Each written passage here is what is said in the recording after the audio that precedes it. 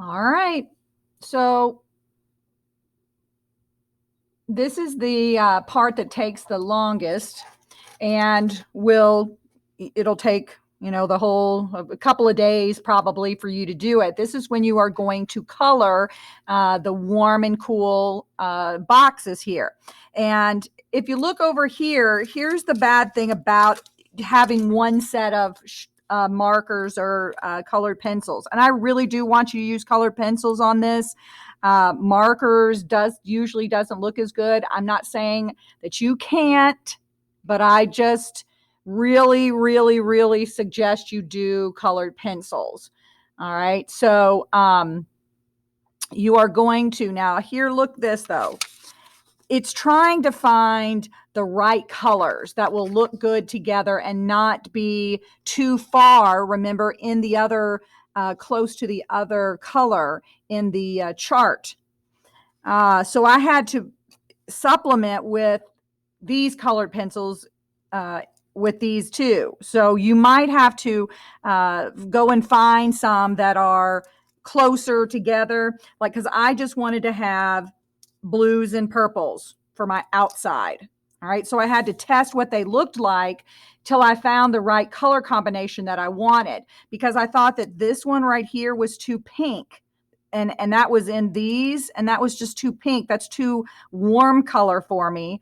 So you need to check out before you just start coloring what your four colors are going to be. And remember, you're going to have four cool colors and you're going to have four warm colors. And I really do the warm is easier ones, because everyone's usually just going to do an orange, a pink, a yellow, and some type of a red. And that's fine. That's good. Okay. And you don't have that much to do. But if it's too much, like I said, you could put a green in here, but I usually don't like the green to be up here in the sky for some reason. Now, some people do it and it's looked fine. So I'm not saying you can't put a green, because it is a cool color and it can go up there. But you do want to be careful about putting like a pink in there, because that's really over here in the warm colors, and that can make it not pop as much. Some people also like to do some different greens down here for grass, and that's fine if you want to do that. Now, another thing is some people like to do a pattern. That's great. You can do a pattern if you want to. Usually the pattern drives me crazy, so I don't do a pattern. I'm a more random person, but you can do a pattern. Also, if you noticed in the examples, some people, and I love this, okay, I'm not going to show you this one because I'm just going to go with the more basic one, but some people did triangles or circles. You still use the grid that you have. You just make your triangles, in here. You would, put your triangles. They don't have to be equal triangles. Maybe they are of different sizes. You can decide that. And some of you are creative enough that you can determine how to do that. Look at the examples in the PowerPoint as well. That's going to help you to see how those people did that. And I do say, and I encourage you to go for that extra mile of that. I think that you all are talented enough to do that. But I'm just going to show you the basics here. All right. So we have our inside. I'm going to start there because it's easiest. Now, what some people do, and I will show you this real quick, is you may want to put a little code here. This is going to be yellow. This is going to be red. This block. Do you see the block there? That means that this side and this side, but not on this outside. And this is going to be orange, and this is going to be pink. You may want to do that lightly, because if not, you may end up having two blocks the same color, and you don't want to do that. But here I go. I'm a random kind of girl, and I'm just going to do it randomly. All right. So what did I say that was going to be? And then I have to erase that, though, before I go, because you will be able to see that. So I'm going to erase these, and I'm just going to take my chances.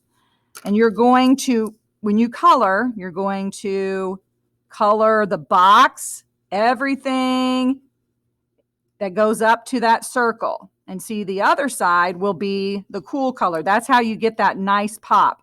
When you're doing this needs to be really saturated. All right, I'm going to do this one pink.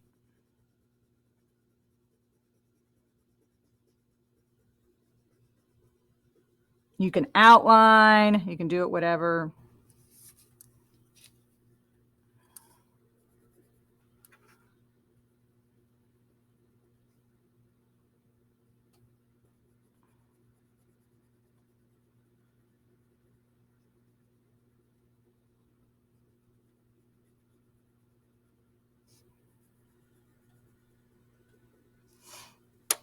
Now I'm going to use my red.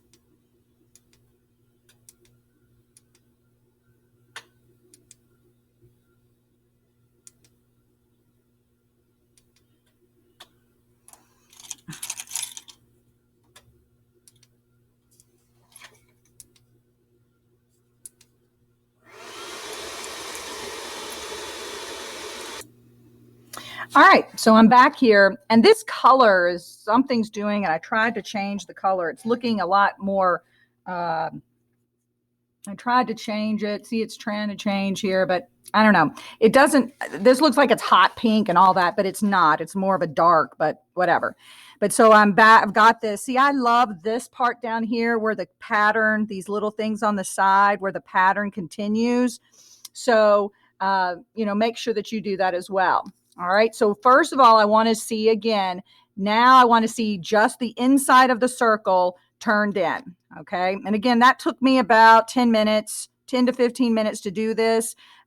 Make sure it's dark. I probably will have you have to go back and, go over this. You do not want to see any strokes of the pencil. You don't want to see any that kind of stuff. So do it in a circular motion, go back over so that you can't, so it looks nice. It almost will look like marker if you do it the way you should.